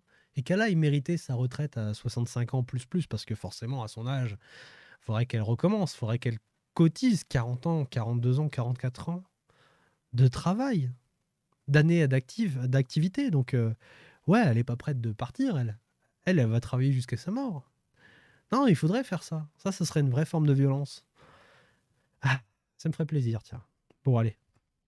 Prendre le risque de voir le compromis bâti par les deux assemblées écarté.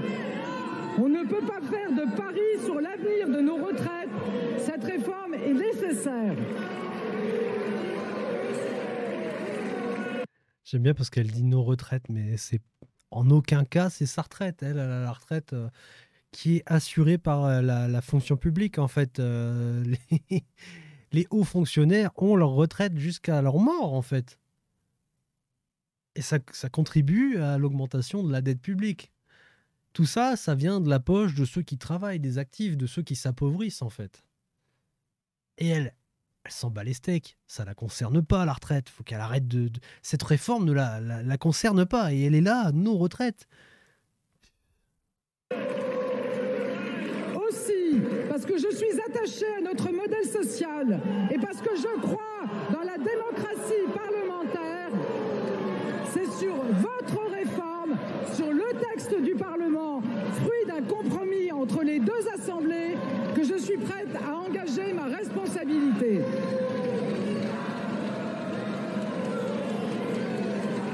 Aussi, sur le fondement de l'article 49, alinéa 3 de la Constitution, j'engage la responsabilité de mon gouvernement sur l'ensemble du projet de loi de financement rectificatif de la sécurité sociale pour 2023, modifié par l'amendement de coordination communiqué à l'Assemblée nationale.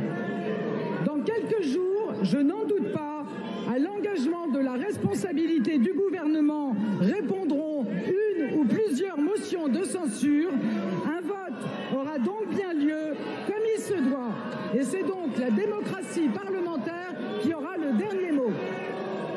Madame la Première ministre, je vous remercie.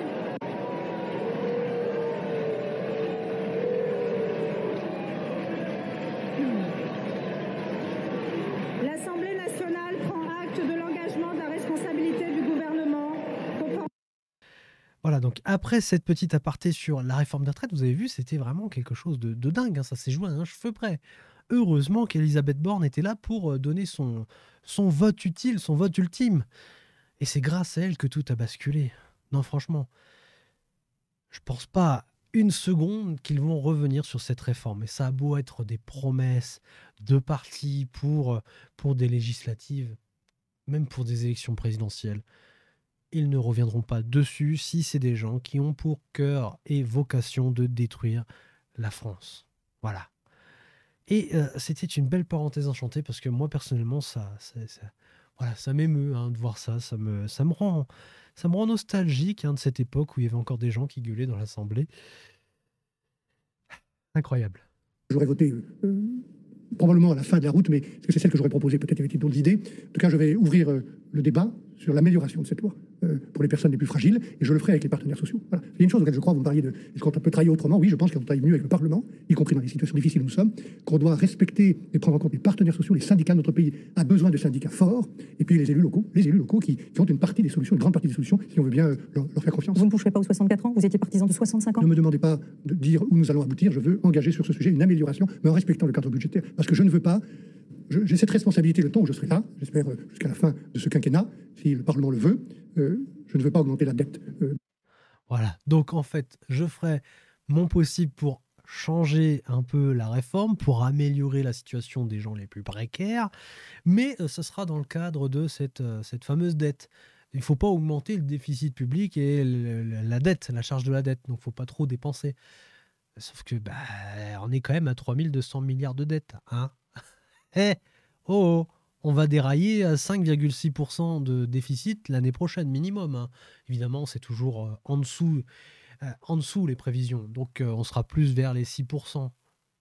Pour moi personnellement, à titre personnel, je pense qu'on aura encore un déraillage et puis des révélations, des maquillages de comptes qui vont éclater comme ça en plein vol.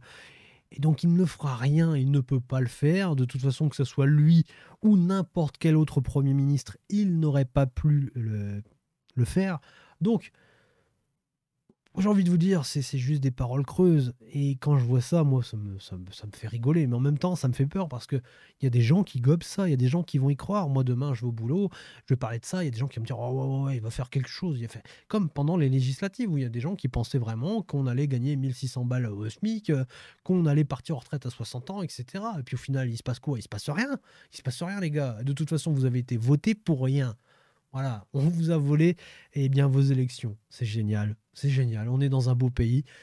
On va bientôt faire pousser des bananes, hein, je vous le dis. Il ne manque plus que le climat et on fait pousser des bananes ici. Hein, Et on va devenir une république bananière. Et on va s'enrichir comme ça. On va faire un commerce de bananes à l'international. de notre pays. Cette dette, elle est abyssale. On est en situation de dérapage budgétaire total. On parle d'un déficit à 5,6% du PIB. Qu'allez-vous faire? Est-ce que vous allez augmenter les impôts, réduire drastiquement la dépense publique, un peu des deux? Quelle est votre philosophie face à cette urgence? Je ne mets Oui, un peu des deux sûrement, oui, oui. On va partir dans une politique d'austérité, on va augmenter les impôts et c'est tout, c'est comme ça. Et puis, évidemment, on ne va pas réduire les dépenses de fonctionnement, on ne va pas réduire le millefeuille administratif, on ne va rien faire si ce n'est dégrader les services sociaux, les organes vitaux de l'État français et puis détruire encore un peu plus les gens qui travaillent et qui créent encore un peu de richesse en France. On va détruire l'agriculture, les éleveurs, on va détruire les entreprises, l'industrie, on va détruire les gens qui travaillent en les surimposant, en les étouffant, on va les tuer. On va tuer tout le monde en fait, comme ça quand il n'y aura plus personne qui sera la tête debout, la tête levée, eh bien on n'aura plus d'opposition, plus une seule. Quand les voix seront tues, quand les têtes seront au sol, on n'aura plus qu'à piétiner avec la botte. Je vous rappelle encore une fois, je vous invite, pas je vous rappelle, je vous invite vraiment encore une fois à aller lire le livre 1984 qui explique clairement le pouvoir, c'est la botte de l'État qui s'écrase sur votre joue. Voilà. Et c'est comme ça qu'on maintient le pouvoir, en vous écrasant au sol avec la botte du pouvoir. Alors je ne me souviens plus comment c'est dit dans le livre, je paraphrase, mais globalement c'est ça, c'est l'image.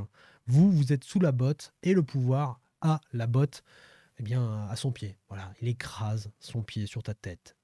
Et il te muselle comme ça. Et si tu dis quelque chose, il appuie jusqu'à ce que tu arrêtes. Et si tu n'arrêtes pas, il t'écrase jusqu'à ce que tu meurs, jusqu'à ce que tu étouffes. Et c'est ce qui va nous arriver, messieurs, dames. C'est ce qui va vous arriver, c'est ce qui va m'arriver, c'est ce qui va arriver à tous les Français, qu'on le veuille ou non, parce qu'on laisse se produire ce genre de choses, ce genre d'événements. On laisse ce genre de personnes prendre le pouvoir. Et de toute façon, même si on voulait se révolter, eh bien, ce serait difficile. Ce serait difficile, encore une fois, on se prendrait des coups de matraque derrière les oreilles, et ce serait vraiment la botte. Hein. Encore une fois, cette image, elle est partout, mais qu'est-ce qui nous reste comme choix ? Je n'interdis pas une plus grande justice fiscale, parce que les Français ont envie et besoin de Taxer les Français les plus justice. Je n'interdis pas une plus grande justice fiscale, je le répète une deuxième fois, sans vous donner. Alors la justice fiscale, c'est quoi? C'est-à-dire que tu imposes tout le monde. Tu fais comme c'est le NFP qui avait proposé 14 tranches d'imposition, histoire que tout le monde paye des impôts à hauteur de 1% pour les plus modestes, et puis 90% pour les plus riches, ce qui est totalement délirant. Mais tout va bien. Alors, ce que tu vas faire, et je me répète encore une fois par rapport à cette vidéo, tu vas faire partir les gens qui ont les moyens, ceux qui vont se faire le plus taxer, ceux qui vont avoir le plus de répression fiscale, eux vont se casser, et ils vont se casser avec les organes de production, ou du moins tout ce qui aurait pu rapporter de la richesse à la France. Ils vont créer du chômage, de la perte d'emploi, etc.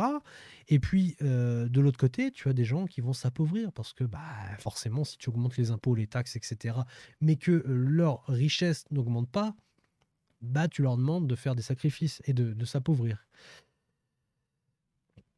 Quelle est votre définition de la Je vais m'efforcer avec les différents ministres qui seront nommés de mieux maîtriser, de mieux utiliser l'argent public et de m'appuyer sur les services publics parce que nous avons besoin de services publics efficaces et je suis personnellement très engagé à la défense des services publics. Voilà.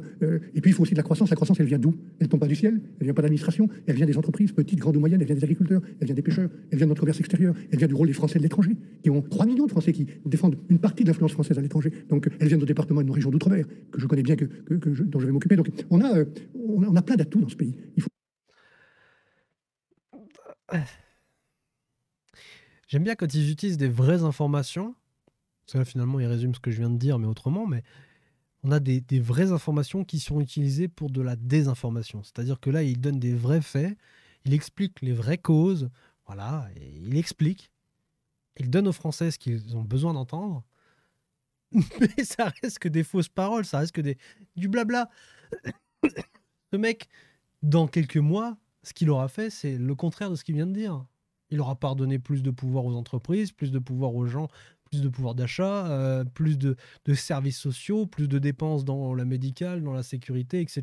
Non, il n'y a rien de tout ça. Ça va être de l'austérité. On va enlever des moyens, on va augmenter les impôts, les charges, les taxes, et ça sera comme ça, et jusqu'à ce que le pays soit mort, point barre. Et ça me fait délire, moi, d'entendre ce genre de délire. Oui, vous avez compris. faut être lucide, il faut dire la vérité, je dirais la vérité, même si elle est difficile, parce que la situation est extrêmement grave, mais il y a aussi des raisons d'espérance. On va évoquer votre relation à Emmanuel Macron. Comment définissez-vous votre future vie commune? L'Élysée a parlé hier soir de coexistence exigeante. Est-ce qu'on est en cohabitation? Parce que finalement, Emmanuel Macron n'est pas de votre famille politique. Non, j'ai même marqué beaucoup d'opposition à son égard dans le passé, même si j'ai... Bon, on va s'arrêter là parce qu'écoutez, leur baliverne, ça commence à bien faire. De toute façon, c'est des sornettes, ils racontent que des conneries. Qu'ils soient en opposition ou qu'ils soient en accord, ça ne changera strictement rien parce qu'ils mènent la même politique. Ils reçoivent leurs ordres de Bruxelles, ils reçoivent littéralement leurs ordres de Ursula von der Leyen et donc les clés de la France sont à Ursula von der Leyen. Donc on est gouverné et on est présidé par la Commission européenne. Donc l'un dans l'autre, quel que soit leur avis, quel que soit leur point de vue, quel que soit leurs ambitions, ça ne change rien. Ils répondent à un agenda, ils répondent à des ordres et c'est tout. Et ils nous les imposent à coup de 49.3 comme on a pu le voir avec Elisabeth Borne et la réforme des retraites. Et ça sera pareil pour n'importe quoi, hein, le chômage, tout ce que tu veux. Même le budget 2024, enfin le budget qui a été voté l'année dernière, il est passé au 49.3. Donc j'ai envie de vous dire, voilà, où est passée la démocratie? Eh bien, dans les poubelles de l'Union européenne. Et d'ailleurs, le mec là, il ose te parler de justice fiscale, là, mais c'est clairement du foutage de gueule. Est-ce que ce type va s'auto-imposer? Est-ce qu'il va s'imposer le fait de donner plus d'argent que les autres? Non. Et pourtant, ce serait une forme de justice fiscale. Pourquoi ce seraient les petits, les gens qui travaillent? Parce que finalement, le revenu qui est le plus imposé, c'est celui qui est issu du travail manuel, enfin du travail du salariat. Parce que le salaire du salarié est doublement ou triplement imposé. Super brut, ensuite l'impôt sur le revenu et même la taxe sur la valeur ajoutée, donc la TVA.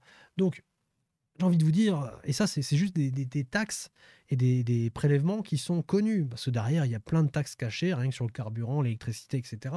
Bref, on pourrait en parler pendant des heures. Mais la vraie justice, ce serait de réduire tout ça et de faire en sorte que les gens aient plus de pouvoir d'achat, qu'ils puissent investir, qu'ils puissent relancer l'industrie, l'innovation, qu'ils puissent réindustrialiser le pays et qu'ils puissent redévelopper le tissu économique. Or là, eh bien, on a des truands qui sont là pour piquer le pognon, qui sont là pour se défiscaliser à mort en trichant, hein, littéralement. Ils font de la fraude fiscale légalisée, c'est-à-dire qu'ils ont tous les instruments légaux pour faire en sorte de ne pas payer d'impôts ou le moins possible. Et derrière ça, c'est eux qui disent, bon, on va rétablir la justice fiscale. Enfin, c'est juste du foutage de gueule. C'est juste du foutage de gueule. Et j'ai vu une vidéo ce matin de Victor Ferry. Vous allez voir, elle est sympa. Je vais vous montrer un extrait. Je pense qu'il va faire une vidéo là-dessus et ça va être intéressant de voir quels sont leurs revenus et leur patrimoine à ces gens-là. Parce que ils sont majoritairement millionnaires ou multimillionnaires. D'accord? Un ministre sur deux est millionnaire. Je crois que c'est même 70%.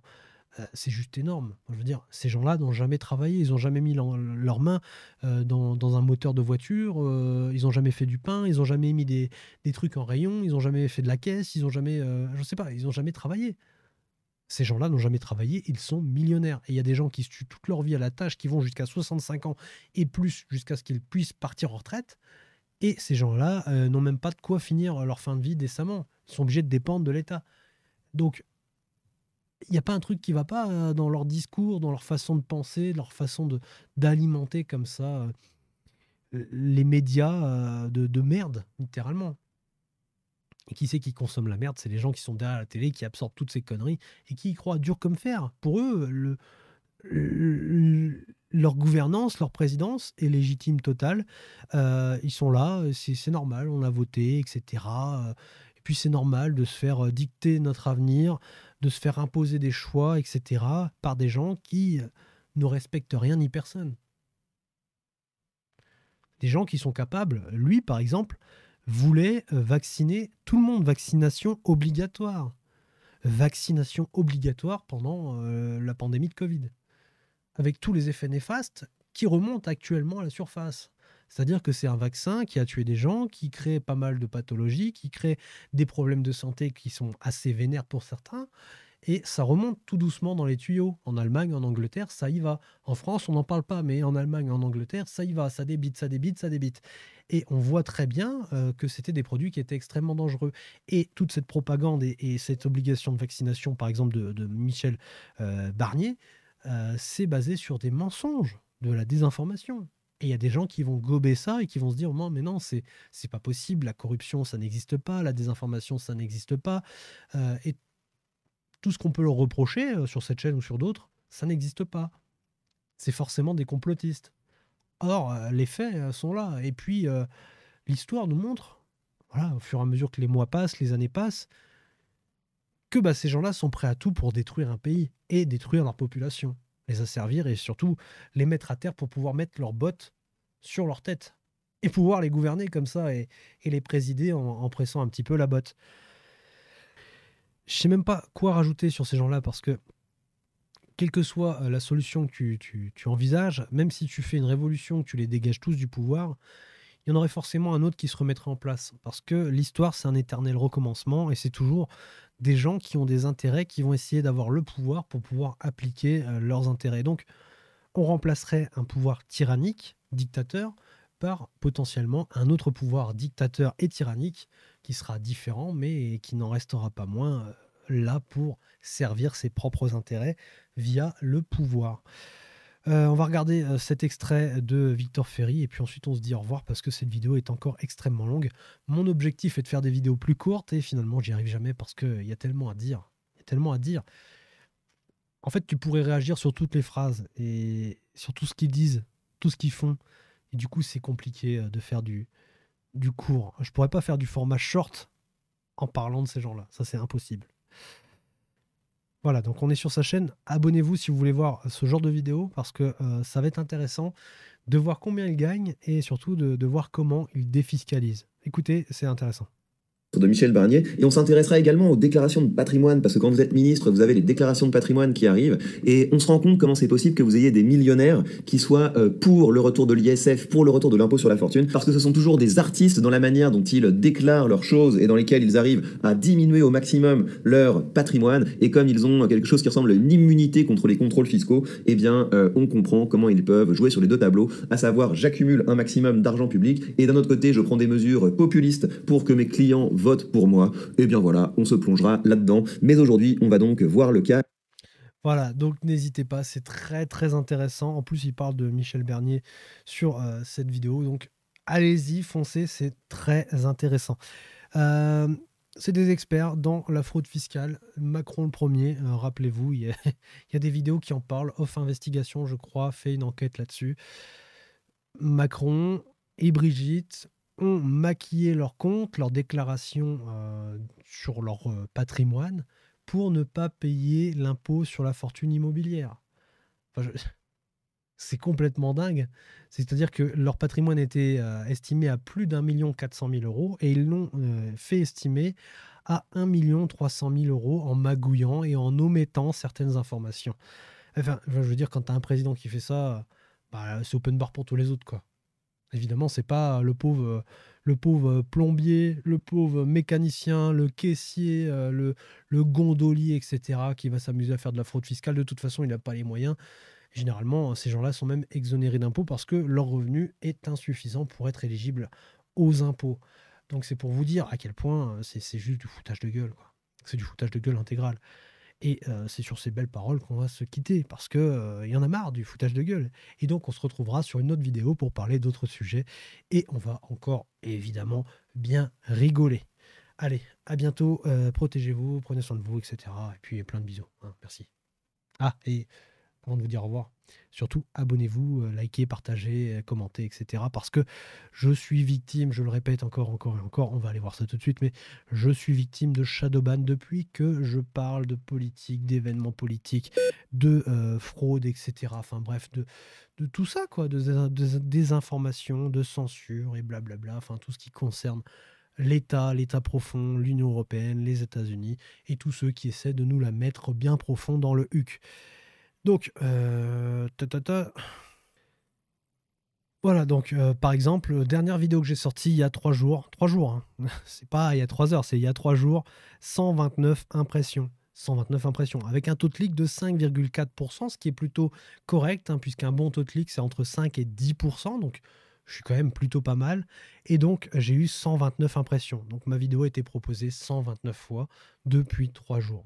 Et ça, c'est le cas sur toutes mes vidéos. J'arrête pas de le répéter, mais c'est important, je pense, pour ceux qui voudraient soutenir cette chaîne, de le savoir. C'est que cette chaîne est littéralement shadowban. Pourquoi? Eh bien, tout simplement pour ne pas répandre ce genre de discours sur Internet. Vous voyez, par exemple, là, j'ai eu un petit pic les premières heures, et puis après, bon, bah voilà, je veux dire, comment tu veux faire vivre une vidéo et la faire se répandre avec 565 impressions? Ça marche surtout, hein. C'est incroyable de voir à quel point cette chaîne a été shadowban depuis que j'ai commencé à parler de ce type de contenu. On va aller voir ça tout de suite. Voilà, donc là, sur une première année, sur 365 jours, c'est beaucoup plus parlant, sachant que ma chaîne va fêter sa première bougie. Donc, on voit très bien l'évolution sur une première année, sachant que quand on commence une chaîne, on a 0 audience. J'ai 0 audience, j'ai pas d'abonnés. Donc, on voit très bien que mes impressions étaient quand même assez élevées. Et puis, ça montait et ça se stabilisait. C'était généralement très régulier. Et puis, d'un coup, plus rien. Plus rien. Le calme plat. Pourtant, c'est pas faute de sortir des vidéos. C'est juste que YouTube a décidé de mettre ma chaîne dans le fond du panier. Pourquoi? Eh bien, sûrement parce que ce que je dis dans ces vidéos ne plaît pas du tout à l'opinion de certaines personnes qui aimeraient que ce genre d'informations reste au fond d'une poubelle. Et comme ma chaîne n'est pas assez grosse pour pouvoir avoir de l'attraction d'elle-même, eh bien cette chaîne reste au fond de la poubelle. Et donc si vous ne m'aidez pas, elle restera à vitam aeternam au fond de la poubelle. Alors je pourrais très bien essayer d'en faire une deuxième, une troisième, une dixième, une centième. Au bout d'un moment, ça devient épuisant. Moi, ce que j'aimerais bien, c'est développer cette chaîne pour pouvoir faire circuler l'information à mon humble échelle. Évidemment, c'est très compliqué. Mais on voit très bien que sur une année, j'ai fait 566 000 impressions. Et sur les 3 derniers mois, on va rigoler. Voilà, donc sur 90 jours, sur 3 mois, 35 000 impressions. Vous voyez qu'on passe du tout au tout, hein. C'est de 576 000 impressions à 35 600 impressions. Sachant que là, il y avait des vidéos qui sont sorties. C'est juste que je les ai mis en non répertorié parce que je voulais tester si ces vidéos-là avaient freiné ou pas eh bien, ma chaîne. Or, je constate que ce n'est pas le cas, que c'est juste un shadowban qui est lié à quelque chose que j'ignore encore, mais j'espère que ça finira par s'inverser parce que mon but, c'est de répandre l'information à, encore une fois, mon humble échelle. Voilà, donc merci de partager, liker et de commenter cette vidéo. Ça me fera grand plaisir et ça rendra surtout service à la chaîne et potentiellement à des personnes qui voudraient me découvrir, qui viendraient me découvrir et qui apprendraient des choses sur l'état réel de la France et surtout sur son avenir. Parce que ce qu'il apprend dans ces vidéos-là, ça lui donne un aperçu de ce qu'il attend dans quelques années. Après, c'est à vous de voir si vous voulez aider les autres ou pas, si vous voulez m'aider, si vous voulez aider la liberté d'expression, la libre circulation des informations et vous voulez contrer la censure et la désinformation. Je vous dis merci, à bientôt et on se retrouve pour une prochaine vidéo. Salut!